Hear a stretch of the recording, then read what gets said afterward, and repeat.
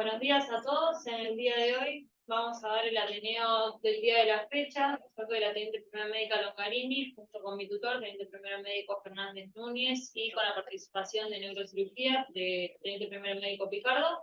Sí, vamos a iniciar con el caso, que en esta oportunidad es un paciente masculino de 72 años de edad, con un peso de 85 kilogramos y un índice de masa corporal de 24,4.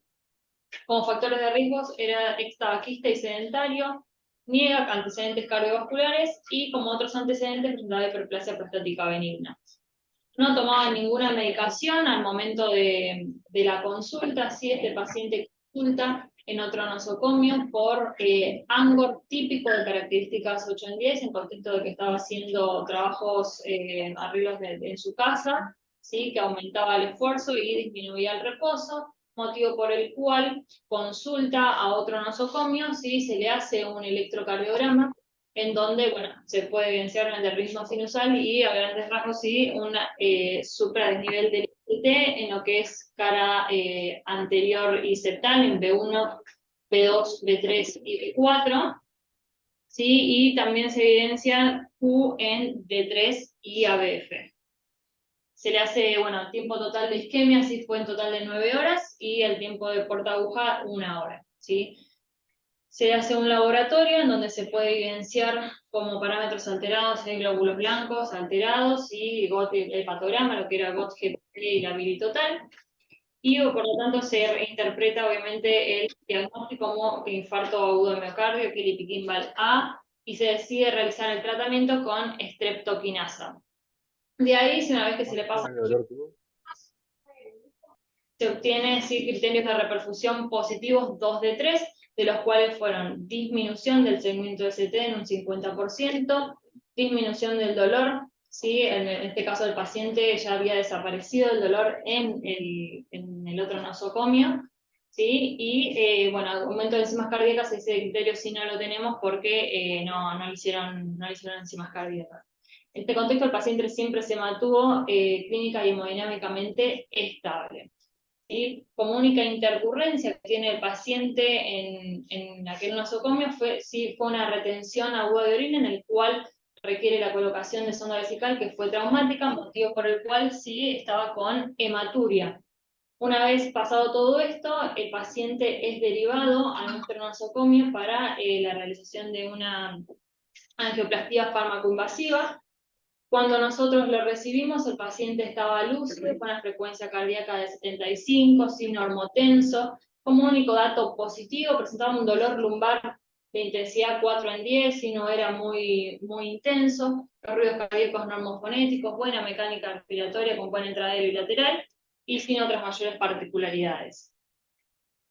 Le hacemos un electro, sí, nosotros acá evidenciamos ya un infarto con elevación del ST, pero evolucionado, sí se pueden ver ondas Q en todo lo que es cara inferior, en D2, D3, ABF, y un supradesnivel persistente, sí, en B1, B2, B3 y B4.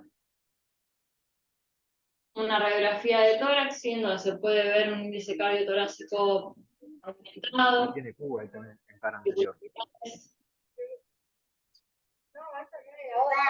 Tiene Q en cara anterior también, digo. O sea, eso, no sé cuánto tiempo de dolor tuvo, pero ya se ve que venía evolucionado también del otro centro.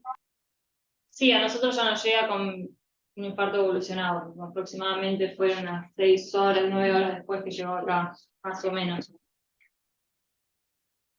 Con los parámetros de laboratorio, sí, nuevamente glóbulos blancos aumentados, LDH, SK, GOT y GPT, así como parámetros alterados.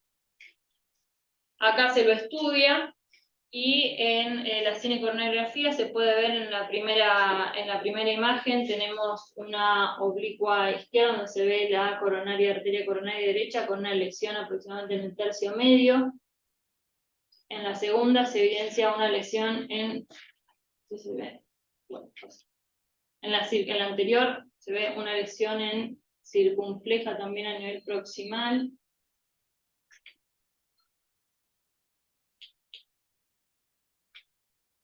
Bueno, no, para. Si no, dejar de pasar y. A ver. Pero si tocas el láser, la retransmisión. Claro, pero no me va por ahí. ¿Ves? Bueno, la siguiente imagen, sí, podemos ver una lesión en la arteria descendente anterior. Acá, ahí, ¿sí? Y en la siguiente imagen, que es una proyección oblicua caudal, sí que se ve bien la lesión en el tercio medio de la arteria descendente anterior.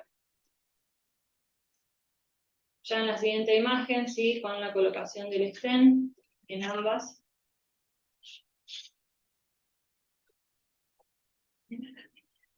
Bueno, y en el informe obviamente se evidencia la arteria descendente anterior con lesión crítica en el tercio medio, infiltración moderada, arteria circunfleja de gran calibre con lesión severa en el tercio proximal y la arteria coronaria derecha con lesión moderada a severa en el tercio medio. Se interpreta la arteria descendente anterior como vasoconstrictable y se implantan 2 stents a dicha arteria realizándose carga de clópido derecho.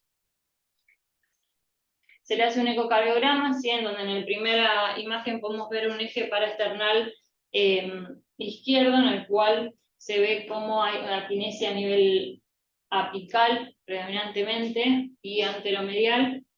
¿Sí? Después en la siguiente imagen tenemos un 4 cámaras, así que también se ve una quinesia a nivel de apical predominantemente, lo mismo en el 2 cámaras, con una FATE deteriorada hacia una FATE de 38% como dato positivo, y obviamente lo que remarcamos anteriormente, que era una quinesia septoapical, lateroapical, todo lo que era a nivel apical, y anteromedial.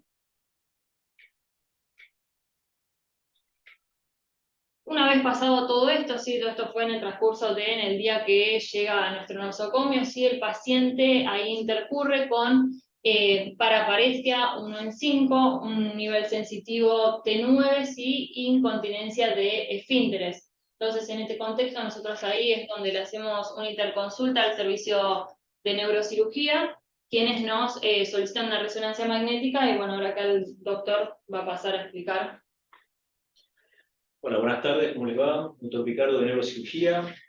Sí, como dijo la doctora, el día 14 de abril nos interconsulta con este paciente. De forma abrupta comienza con una disminución de la movilidad de los miembros inferiores, constatando una paraparesia 1 en 5, ¿sí? Es un grado anterior de lo que se llama paraplegia, tiene una leve contracción, y un nivel sensitivo a nivel de T9. Eso implica de que T9 para abajo, el paciente no refería sensibilidad alguna, ¿sí? Con incontinencia de esfínteres, ¿sí? Pero más que nada, decía la parte de catarsis, ¿no? Porque ya lo tenía la sonda vesical puesta, medio difícil también la constatación de la incontinencia de la parte urinaria. Entonces, todo paciente que uno tiene paraparesia profunda, paraplegia o una alteración a nivel de los miembros inferiores o un déficit sensitivo, lo primero que hacemos generalmente son resonancias magnéticas. Si en el caso no haya resonador, se puede hacer una tomografía, pero más que nada para descartar una fractura, o siempre uno indaga más que nada antecedentes neoplásicos, por el caso de haya una lesión metastásica o una lesión tumoral. Pero bueno, ante una paraparesia, lo primero que hicimos fue una resonancia magnética. En donde se evidencia, bastante difícil el tema de la imagen, ¿sí? Pues estuvimos abajo en imágenes, todos en vivo, estuvimos ahí, y no sabemos bien qué era, ¿sí? Hasta que después empezamos a anunciar con el servicio de imágenes también y demás. ¿Sí? Fíjense que tenemos... Uy. Sí. Vamos a tratar para arriba. Puntero con... Y para acá. Perfecto.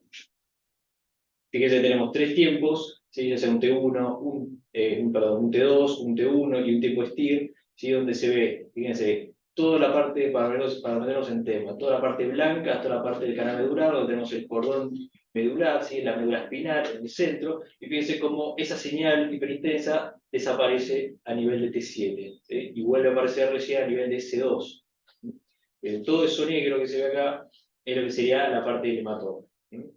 En condiciones normales, esta isointensidad que se ve acá es más característica del tiempo T1. Fíjense como acá arriba, donde no está el hematoma, se ve todo isointenso, y continúa esa isointensidad barra impotencia, no detalla todo el trayecto del hematoma. Entonces, ya de por sí, entre estas dos, ya es difícil ver bien qué es, a más de lo raro de la patología, ¿sí? Porque es algo que no se espera, porque no hay poca incidencia de la patología, entonces no está tan bien estudiado el tema. ¿Sí? Pero yendo al tiempo STIR, se ve toda esta heterogeneidad en toda la señal desde T7 a S1 aproximadamente. Donde está la flecha, en donde estaría el hematoma, que es la longitud que tiene.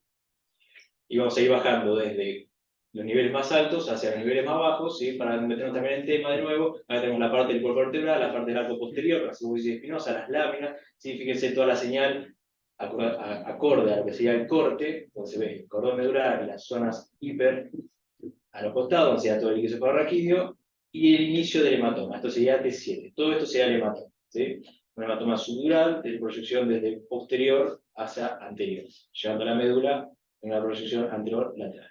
Entonces ve bajando de disco en disco y vamos viendo cómo el hematoma llega más que nada a la compresión de todo lo que sea la parte del canal medular. Y según en esta zona no se ve nada de la parte del cordón, sino que se ve todo más hematoma. Entonces, siendo hacia abajo, se ve cómo se va comprimiendo toda la lesión. Y uno dice que es sutural, pues se mantiene esta grasa epidural de esta zona. ¿Sí? Si esto estuviese colapsado, eso sería un epidural. ¿Sí? A veces puede estar asociado tanto a epidural, sutural o subaracnoideo, ¿sí? Pero eso también te va diciendo la clínica. Por ejemplo, si fuese subaracnoideo, el paciente no arranca con lumbalgia ni demás, sino que arranca con síntomas meningios, que no que hacer una HCA. ¿Sí? Vamos. Entonces, bueno, yendo hacia abajo, seguimos bajando y se ve como toda la compresión total de toda la parte de la médula. ¿Sí? Estas son las zonas lumbares, ¿sí? Fíjense, esta es la parte sacra, S1, 5, 4, 3, 2, 1, toda esta zona está toda comprimida. Fíjense la heterogeneidad que se ve en lo que es la parte del T2, ¿sí? Zonas hiper, zonas hipo, ¿sí? Fíjese toda la zona hipo en el T1 y fíjese toda también la heterogeneidad en el tipo STIR. Eso te marca básicamente todo el trayecto de adhesión. ¿Se puede hacer solo tomografía? Sí.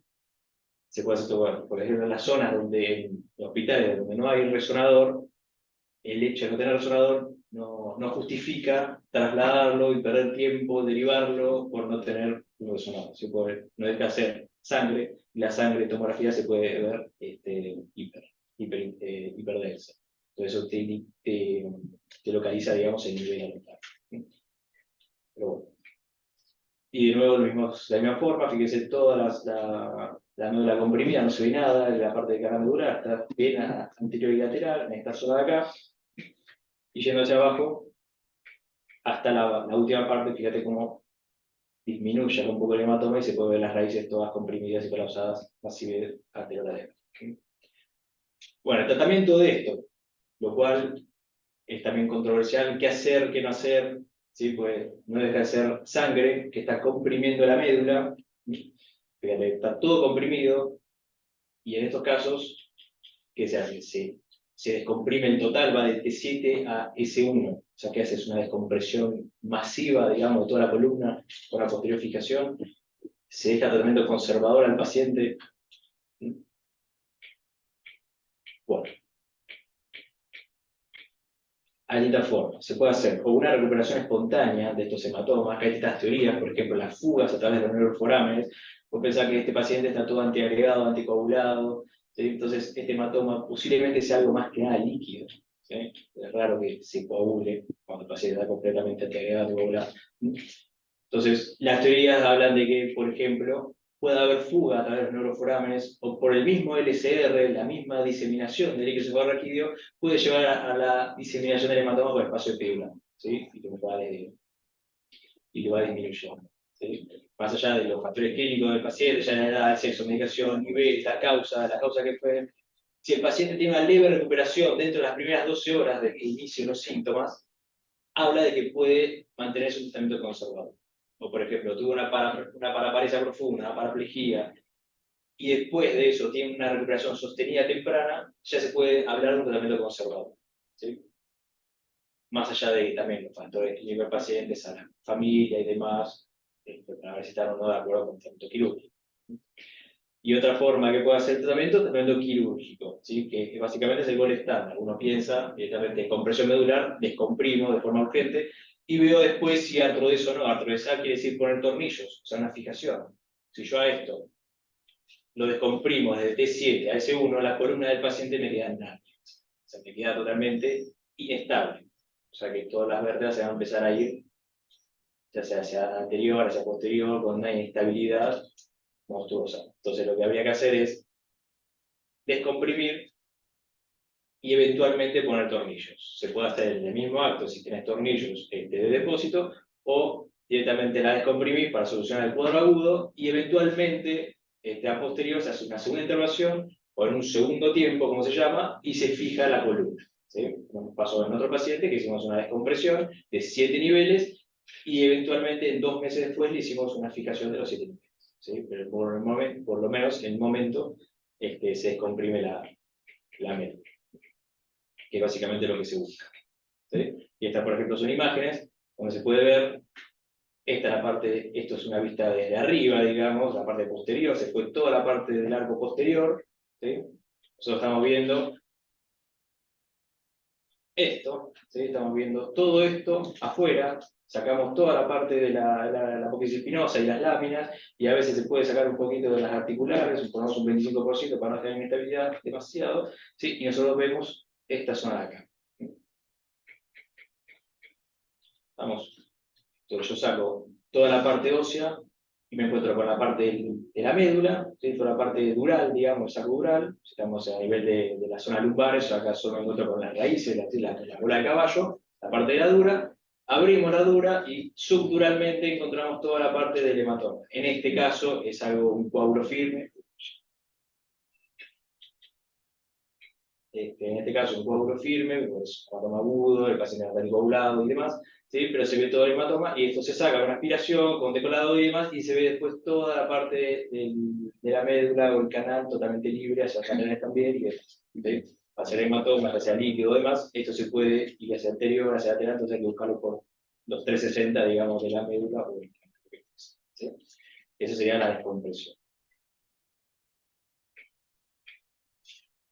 Bueno, y ahora retomando, sí, con nuestro paciente, que teníamos un paciente que estaba anticoagulado, antiagregado y que ahora tenía un sangrado activo, sí, que le estaba produciendo un síndrome de compresión medular, y teníamos esta posibilidad de hacer tanto tratamiento conservador o bien de hacer el tratamiento quirúrgico. Entonces, frente a esta posibilidad y teniendo en cuenta el paciente, ustedes o alguien, o sea, se le ocurre qué conducta, o si tienen este paciente, qué conducta tomarían.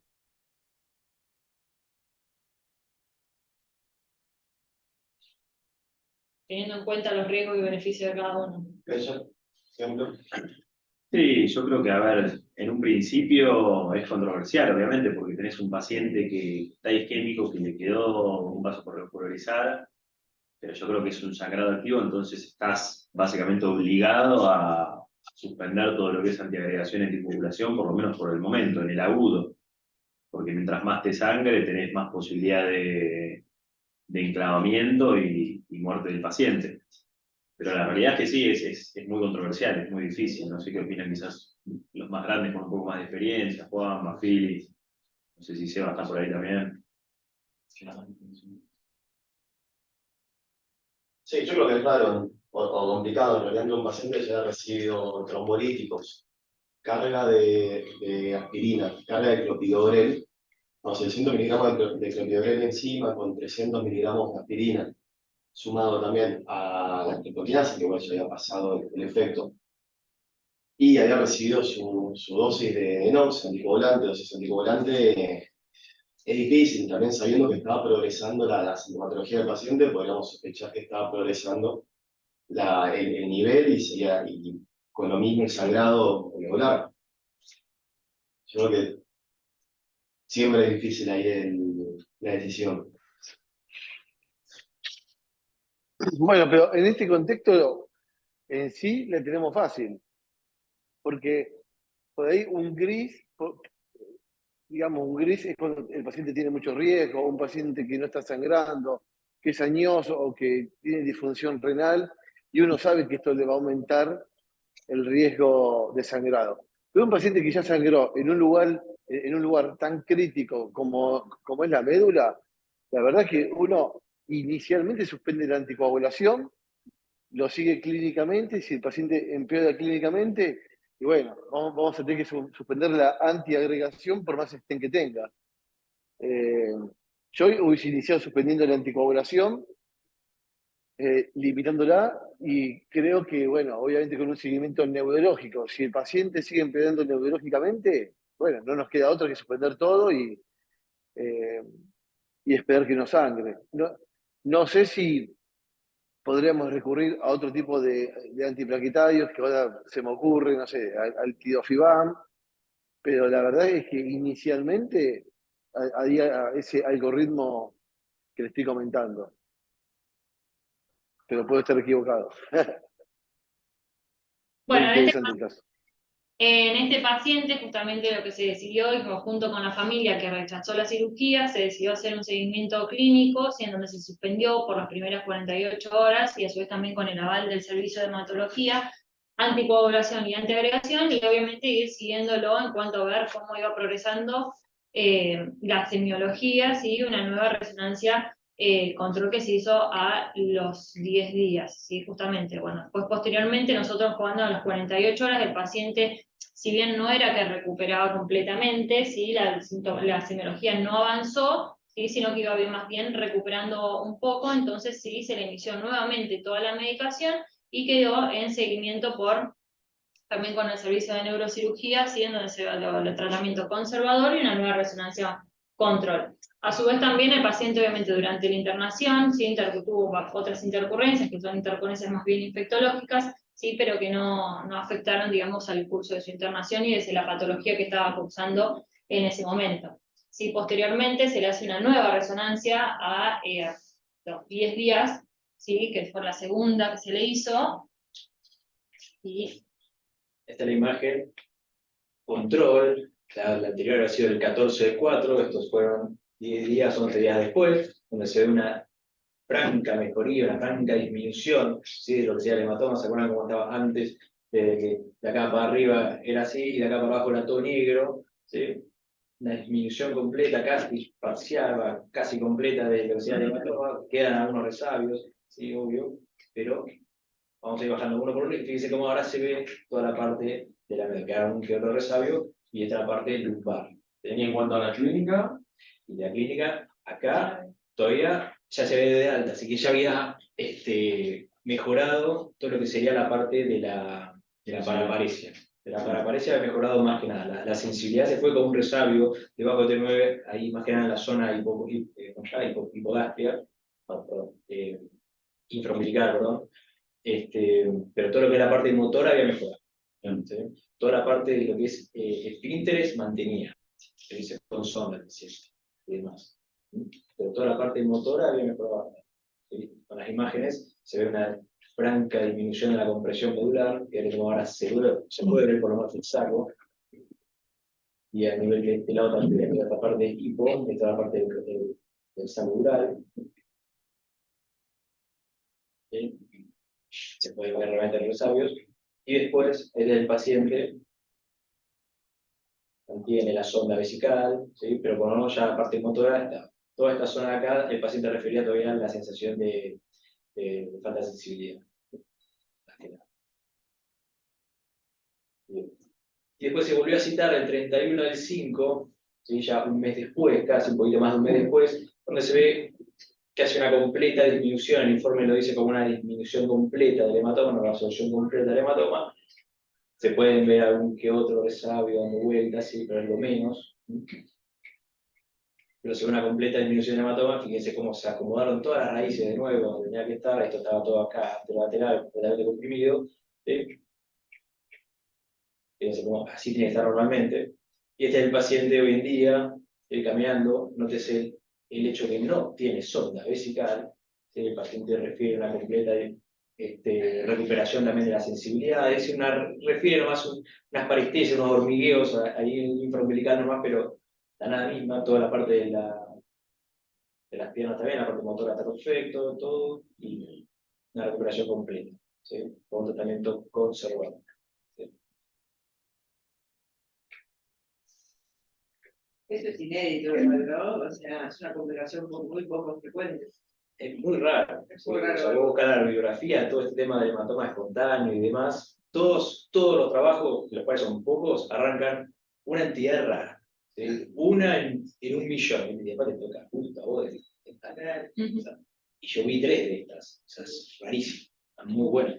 ¿Y alguna de ellas decidieron ustedes hacer un tratamiento De las quirúrgico? 3, en vez 2 de- operamos. De las 3, 2 operamos. Una que le hicimos una compresión de 7 niveles, que le sacamos todo el hematoma, también sutural, igual que este, pero solo que la paciente lo único que tenía era hipertensión controlada, o sea, ni siquiera táctica real, ni nada por el estilo, solo tenía hipertensión controlada, y sufrió un episodio de estrés bastante traumático, o sea, se le suicidó el hijo, y a partir de ahí arrancó con la lumbalgia y las mismas alteraciones motoras, igual que este. Los pacientes arrancan siempre igual, con un dolor dorsal bien localizado a nivel de donde está el hematoma, a nivel lumbar, dorsal, donde fuese, En esta oportunidad eligieron el tratamiento quirúrgico. y ahí dijimos la operación. Claro. Y el tiempo quirúrgico prolongado. Y eso, al tiempo de la cirugía, Claro, depende la complejidad. Depende de la cantidad de niveles que lo hagas, como decimos, 7 niveles descomprimidos, pero si el cirujano está canchero en eso, es más Y mecánico. si hubiésemos optado el tratamiento quirúrgico Y de si este esto hubiese paciente, sido quirúrgico, entonces decir, bueno, descomprimimos de 7. Ahí es seguro. Total. Es total. A veces lo que se puede hacer es, con la resonancia, lo que tiene bueno la resonancia en lugar de la tomografía, que la tomografía te dice, acá está. En la resonancia te va diciendo, viste, que se ve bien, todo ese patrón espiralado que tiene el hematoma, te dice, acá hay más compresión que acá. claro, Entonces decís, bueno, opto por descomprimir acá, de última hacer 2 niveles parcheados, y con eso con el comprimir, si puedes aspirar desde comprimidos acá, puedes aspirar de arriba, sacas un poquito de arriba, pero realmente nunca vi una descompresión total, digamos. claro. Y normalmente, en la cirugía, su paciente no está en el delegado, normalmente. Y no, toda ¿Cuánto parte sangra? ¿Requiere unidades de pasa que hierro, ¿no? generalmente cuando son muchas descompresiones, sí, a veces requiere por lo menos una bolsa, pero también depende del hematocrito previo del paciente o claro, de la crítica. Pero consulta, mi lógica, o sea, obviamente no soy neurólogo, pero dice que yo debería descomprimir por lo menos para ver si funciona desde arriba para abajo y no un parcheado, porque no me asegura que en el medio, o sea, si recupero sensibilidad o eso lo motricidad. ves en la resonancia. Vos estás buscando las zonas más comprimidas. Claro. Pero no es que decir, bueno, si yo descomprimo acá, va a mantener la compresión, pero ya veo en la resonancia que hay más o menos, tiene. Bien. Sí. Aparte el paciente estaba antiagregado y volado, era toda sangre líquida. Entonces, no hay tampoco paper diciéndole qué hacer si el paciente está antiagregado y volado, al ser líquido, tiene más chances de diseminarse por el mismo bombeo de líquido subarráquido para que se lo vaya lavando solo. Entonces, sí, bueno, eso son interrogantes que quedan, digamos, ahí. Todos los pacientes antiagregados y ovulados se pueden mantener con conducta expectante, pues si es líquido el hematoma. Entonces, si el paciente no tiene nada de eso y el hematoma es algo sólido, es agudo, es sólido, y yo creo que hay más por el lado quirúrgico. El tema de que no se ve solo. Sí, si vos esperás. Anita, ¿Sí? tengo una pregunta. La carga de Clopi, ¿cómo fue? ¿Dónde se dio? La carga de Clopi ¿Con- se hizo 300 de Clopi. ¿Y con qué lo anticoagularon? No, eso quedaba un vaso por resolver todavía. Igualmente se le puso heparina profiláctica. Claro, estaba con Enoxan, dosis anticoagulante.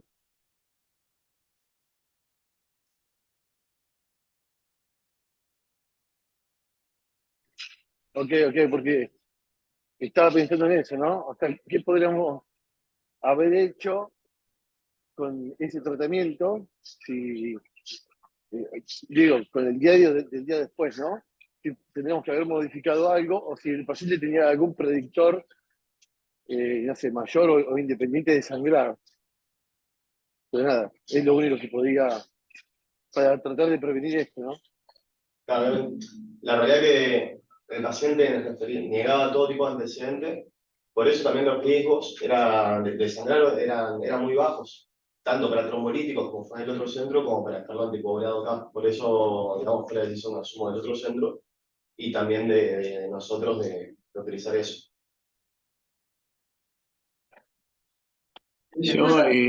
Buen día. Yo capaz que me parece que este caso a mí me da la sensación de que el problema ha sido el tratamiento trombolítico que recibió el paciente y que esto le pasó por la streptoquinasa. Fíjense ustedes que al ingreso del paciente ya presentaba dolor lumbar. Yo no sé si eso puede ser un marcador de que ya venía con un sangrado progresivo antes de la derivación. Pero me parece que si tenemos que pensar en algún problema acá es que lamentablemente no tuvo acceso a hemodinamia en el centro donde lo trataron inicialmente, a pesar de que está muy bien que le hayan hecho trombolíticos a un paciente con un infarto anterior. Pero creo que la clave acá es el tratamiento trombolítico.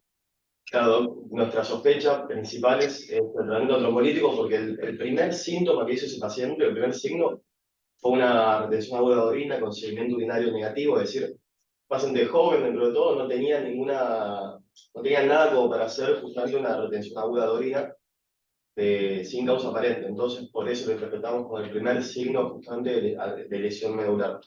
Cuando llega ya progresó un poco, obviamente estaba con dolor, después siguió progresando con dolor neuropático y todo el examen físico que bien nombraron recién.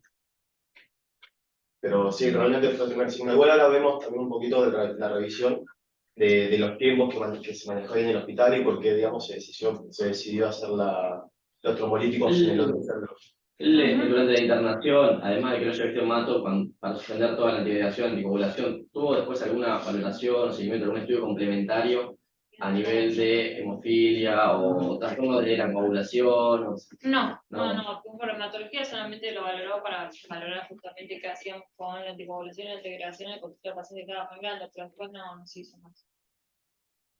Bueno, y en cuanto, sí, para ubicarnos en el paciente en el que estábamos, sí teníamos un paciente con un infarto, sí, en el cual no era posible realizar una intervención percutánea antes del tiempo programado, sí, motivo por el cual se decide la administración de fibrinolíticos, sí, con criterios de reperfusión positivos, y posteriormente fue cuando es derivado a nuestro nosocomio para hacerle una angioplastía farmacopasiva. ¿Sí? Nosotros sabemos que si bien la fibrinolisis es la estrategia de reperfusión, digamos, que se utiliza cuando no podemos hacer el procedimiento percutáneo en el tiempo pautado, sí, es importante realizarlo siempre dentro de las primeras 12 horas porque obviamente se ve un beneficio aún mayor. ¿Sí? Dentro de esto sabemos que tenemos fibrinolíticos fibrinoespecíficos y no fibrinoespecíficos, y en este caso se utilizó la streptokinasa, ¿sí? Pasándose a 1.500.000 unidades en 30 a 60 minutos de manera intravenosa. ¿Sí? Siempre es importante también recordar la manera de administración de la misma. ¿Sí? Bueno, a modo de recordatorio, sí, las principales contraindicaciones van a ser siempre hemorragia intracraneal previa, una ACV de origen desconocido, ¿sí? de tiempo incierto, si ACV isquémico en los últimos 6 meses, daño al sistema nervioso central, ya sea alguna malformación, ¿sí? O alguna neoplasia, traumatismo, cirugías, ¿sí? Todo lo que sea a nivel hemorragias activas. Y si bien, bueno, como dije anteriormente, la terapia de fibrinolíticos ya sabemos que es bien conocida, sí, es una estrategia importante como mecanismo de reperfusión, y tenemos acá unos estudios, como por ejemplo lo que es el EMERA, sí, que es un estudio multicéntrico en el cual evalúa a 4.534 pacientes, en el cual se siguió dentro de 2 años, y lo que quería evaluar justamente era ver qué porcentaje, sea de los ¿qué beneficio presentaban los pacientes, aquellos que se les administraba el fibrinolítico pasadas las 6 horas, es decir, dentro de las 6 a las 24 horas? Y lo que se vio es que no hubo una diferencia significativa en cuanto a la mortalidad en aquellos pacientes que se presentaron posterior a las 6 horas de iniciados los síntomas, a pesar de que había una tendencia no significativa hacia una reducción a nivel de la mortalidad. Otro estudio, sí, que es el LATE, que lo que evalúa justamente es la administración tardía, digamos, de lo que es la alteplasa. También evaluaba pacientes que se presentaban dentro de las 6 a 24 horas de iniciados los síntomas, y lo que se evidenció es que dentro de las 12 horas, ¿sí? La alteplasa seguía mostrando una reducción significativa en lo que es la mortalidad a los 35 días, es decir, pasadas las 6 horas teníamos un rango más o menos hasta las 12 horas. Y después, por último, sí tenemos un metaanálisis, ¿sí? En donde lo que hace es abordar, digamos, recaba toda la información en cuanto a la base de datos de estudios randomizados, que se estudiaron más de 1000 pacientes, evaluando la terapia trombolítica, ¿sí?, versus los placebos, en donde incluye estudios tanto como es el GISI, el ISAN, el ISIS-2, 3, el EMERO, justamente que tratamos los dos anteriores que comentamos, y evaluó tanto pacientes con síndrome coronario agudo con elevación del segmento ST y sin elevación del segmento ST hasta las 24 horas de iniciados los síntomas. Como conclusión de este estudio, sí se evidenció una mayor disminución en la mortalidad en lo que es el tratamiento con trombolíticos en el subgrupo de los pacientes con elevación del segmento ST con menos de 12 horas de evolución. Y siempre, sí, obviamente el beneficio de la repercusión es mayor cuanto más precoz se administra, ¿sí?, comparado con, digamos, con el inicio de los síntomas. ¿Sí? Posterior a las 12 horas, si bien se ve un beneficio, ¿sí?, sería una tendencia porque el resultado es estadísticamente no significativo. Sí, a su vez también, como estamos hablando de que, si bien la fibrinólisis es una terapia, digamos, una estrategia muy utilizada, sí, esto también lleva sus complicaciones, que una dentro de ellas, las que estuvimos hablando de este paciente, sí que son raras, pero que pueden ocurrir, como es la hemorragia. Dentro de ellas, la más conocida es la intracraneal, ¿sí? Como comentábamos con el doctor Picardo, esta complicación es muy poco frecuente, es más, hay muy poca bibliografía y no hay estudios, ¿sí?, que hablen de esta complicación, sino más bien case report, en donde lo que pudimos encontrar básicamente fueron, bueno, en el primero tenemos un case report de un paciente que hizo un hematoma epidural medular, también como consecuencia a trombolítico. Se trataba de un paciente de 65 años, hipertenso, tabaquista, en el cual a él fue por la administración de tenecteplasa, el cual resolvió también ad integrum, como nuestro paciente con tratamiento conservador. Y en el siguiente tenemos otro hematoma epidural espinal, que en este caso fue con la administración del RTPA, ¿sí? Y en los siguientes también un hematoma epidural por RTPA, que requirió ambos casos con, digamos, con tratamiento quirúrgico. ¿Sí? Dentro de lo poca bibliografía que hay, sí se ve que la streptokinasa tiene aproximadamente un riesgo de sangrado de 6,3, frente a, le sigue la alteplasa, que es aproximadamente un 5,4, y después la tenecteplasa, que es el menor, sí, que tiene aproximadamente un 4,1% de sangrado, que es muy infrecuente que esto suceda, pero bueno, tenerlo siempre presente como que nos puede suceder. Y efectivamente, todos estos estudios, lo que se vio es que el síntoma con el cual iniciaban los pacientes era todo, ya sea un dolor a nivel lumbar o a nivel cervical, sí, ya sea donde se esté manifestando esta lesión. Por eso mismo es como, a ver, si bien en un primer momento a nosotros no nos llamó la atención este dolor lumbar que nos manifestaba el paciente, porque él lo manifestaba como algo más bien vago, el dolor, sí, 4 en 10, lo refería como un dolor de cintura, sí, posiblemente ya tenía en curso este síndrome medular cuando lo recibimos nosotros. Como conclusiones, sí, nada, tenemos que la aplicación obviamente de los nuevos algoritmos de tratamiento del síndrome coronario agudo, sí, redujo significativamente la mortalidad, y tener presente que nosotros en nuestro medio los trombolíticos siguen siendo muy utilizados, motivo por el cual hay que tener muy presente las posibles complicaciones e individualizar el tratamiento frente a cada paciente que tenemos, evaluando sí, los riesgos de sangrado que los mismos tienen. Sin olvidarse justamente de las posibles complicaciones que pueden tener los trombolíticos, como es en este caso sí, el sangrado medular.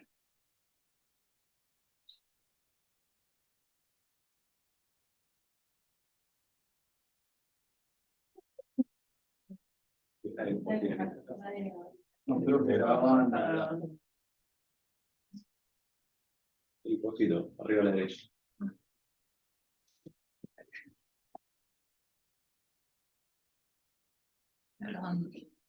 Dejen de grabar de la UPO, por favor. Dale.